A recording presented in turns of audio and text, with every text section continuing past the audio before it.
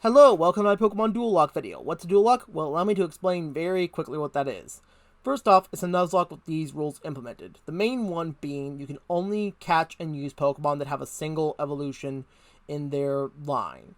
So no Pokemon that don't evolve and no Pokemon that evolve twice. Not counting Megas. Alright, that's the very simple rule. Second rule is that you have to pick a Pokemon as your starter from the current Pokedex that you are starting off with. So if you start off with a Galar Pokedex in Pokemon Sword and Shield, you can only pick a Galar Pokemon as your starter that is in the Galar Pokedex. No Isle of Armor, no Crown Tundra. If you're in Diamond and Pearl, you have to pick someone who's in your regional dex right there. No national dex. The Dual Lock does not start until you get out of the Pokemon Center.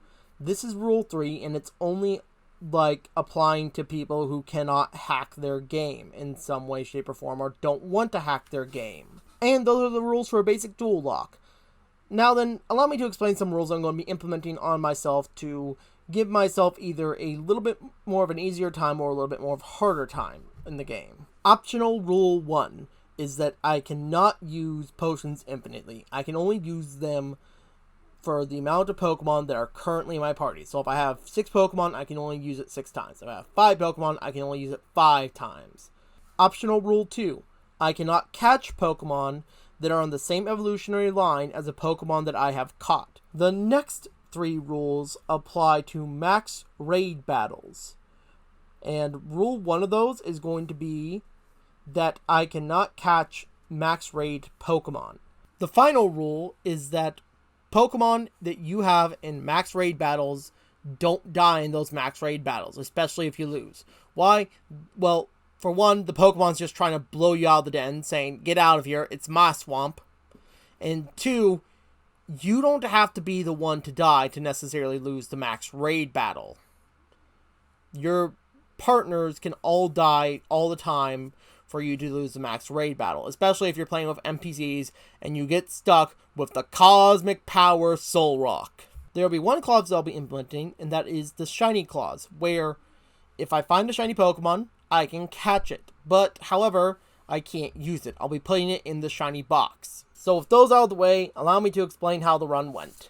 So, after getting my starter, I start what will be a long and painful journey of me crushing this poor child's dream and eventually making him realize that he's not going to be the strongest trainer of Galar. I am. But before all that, after beating his proverbial butt, we head into the forest together to look for a lost Wooloo, who went in there for some reason. I don't know. The sheep is stupid. After failing to find said Wooloo, we find instead 2 dogs. One that will bond with Hop and be his best friend forever, and one that I will never catch. Wonder what I can use that Master Ball on. Anyway, after all those events go down, we head out of the forest, and my mother talks to me for a little bit, slipping a little something in my backpack, and when I head down, I realize there's a bunch of Wooloo down there, so I can't go down that way, and instead have to go through the grass, where I catch a Squirrelpit. Why am I catching a Pokemon this early on if the run doesn't start until I get out of the Pokemon Center for the first time? Well, I need something to be able to put this Sobble in the box that I will never use. After going through that route, I head to the Pokemon Lab, where I talk to the best girl ever. Don't argue with me on this. Anyway, after talking to Best Girl and she giving me my stuff, I head immediately to the Pokemon Center, where I accidentally click yes and have to listen to the tutorial through Hop and other people there, as if I haven't gone through this a million times before. Then, after Hop leaves, I head to the PC and swap out my Sobble for a superior Pokemon. After getting the superior Pokemon and naming him Fred, we decide to head down to the route below and have Taya be the main beater while Fred just gains EXP. Why? Because Fred is level 1 and he really can't take a hit. So Taya decides to grind up for him and just give him some levels instead. But in the process, Taya almost dies. Not like this Pokemon's going to be important anyway. So we just move on with our lives and heal up a little bit. Remember, I can heal up to the number of Pokemon in my party that are in and during a battle. So, yeah. I can use it at least twice. Anyway, we head up after grinding Fred up to a decent level. and run into Hop up here, who's trying to tell us about the Pokemon League. There's no way to skip it, basically. Then we head over to the route over here where we talk to Hop again. He tries to teach us about catching Pokemon. Suddenly Leon comes in, arms swinging, and just like, hey, how about I teach you guys how to catch Pokemon? Realizes I have 2 Pokemon. It's just like, oh, wait, never mind. I don't have to teach you anything. Here's 20 Pokeballs. Go catch something. And I immediately catch a Toodle and name it Nat. After adding Nat to the party, I decide to head down and grind up a little bit more before heading to Professor Magnolia's place. After heading to Professor Magnolia's place, hearing about Dynamax for a bit, I had to battle Hop again and make sure that I pounded in his head that he's not going to be the strongest trainer in Galar. That's going to be me. And with a setup from Taya and just sweeping from Choodle, I'm easily able to get that message across, but I don't think it really got across that well, because he's going to challenge me again, no doubt about it. Jesus, like these guys are annoying. Or something.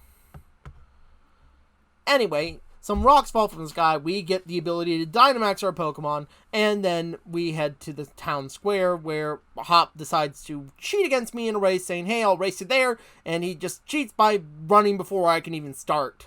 After going to the train station, and before we're about ready to leave out of the train station, me and Hop get stopped by our mother saying, hey, how dare you two try to leave without telling us, here's some camping gear, now you can leave. Wow.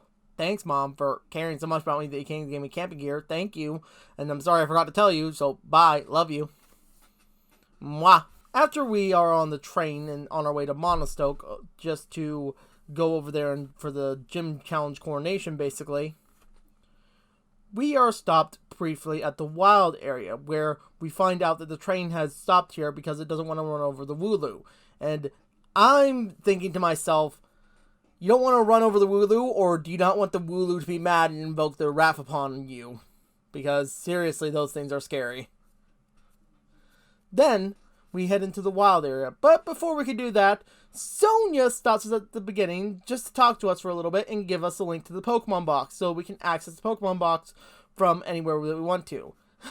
Not like I'm going to use that anytime soon. Am I? I go out into the grasslands over here, just at the beginning of the wild area, and catch a Wingull and name her Kim. Then I go over to this next part over here where the weather changes for some reason, becomes very sunny, and I catch a Mudbray and name her Bayleaf. Then I decide to grind for a little bit, and then I run into this Growlithe while grinding, and Fred dies. Before going anywhere, I decide to head back to the fields where I caught Nat and train up the team a little bit more. Specifically Taya, because she needs more attack EVs, because Christ, does she only have special... She doesn't learn any special moves, from what I can tell. She only learns physical moves, so I figured just having her beat up a bunch of Choodles might help. And then, once the team has gotten enough experience, I decided to go back to the wild area and grind a bit more, but in Dynamax battles a little bit more. So I can get EXP candy and just distribute that throughout whichever party member I think deserves the EXP candy a little bit. After I'm done grinding, I head to the next town, where Sonia immediately stops me to teach me how to make cards. After teaching me how to make cards, she points me in the direction of the stadium, and as I'm on my way to the stadium, I'm stopped by a lost child and his dog. After he tells me useless information I'm never going to use again because I forgot what it was, then I head to the stadium to register in the gym challenge and officially give myself a number that's not one of these two numbers up here. So after getting to the Badoo Inn, Sonia starts telling me and Hop about the legendary hero who saved Galar. I look at Sonia and say, you know what, it's been a long day. I'm going to go to my bed and cry about Fred for a little bit, then go to sleep. But before I can do that, I have to beat up 2 general nuisances to society. Then Hop joins me in to beat up 2 more general nuisances to society. Thank you for that, Hop. May everyone praise you for that. You're actually a good person. The next morning, I wake up and see Hop throwing air for some reason. He tells me he's practicing his Pokeball throws, basically. Then we both head to the stadium for the grand, gym challenge startup. We see the gym leaders in dramatically good fashion. Then, after the whole entire thing has been dealt with, and I've made my appearance to the scene, I start my journey by heading over to the first gym challenge, which will be just the first gym, basically. But before I can even get out to the next route, I have to battle Hop again and beat it through his head. You're not going to be the strongest trainer in Galar. I head to the next route and catch a Gossifleur that I named Flora. After going back to the Pokemon Center a few times to heal up my party and buy some more potions that I can use outside of battle and inside of battle, I eventually get to the point where I can talk to Sonia where she tells me useful information, then head into the cave. But that's all the time that I have today for this Pokemon Dual Lock episode. So I want you guys to tell me down in the comments below a few things. The first two things are mandatory questions I want to hear from you guys generally, so you can just answer them. The first being, which game would you do a dual lock on? And second, which would be, what starter Pokemon would you prefer to have in a dual lock? And then there are some bonus questions. What rules should be added to make a dual lock harder? And what rules should be added to make a dual lock a bit easier? Leave them down in the comments down below, and I will just see you guys in the next episode. Bye! We'll be right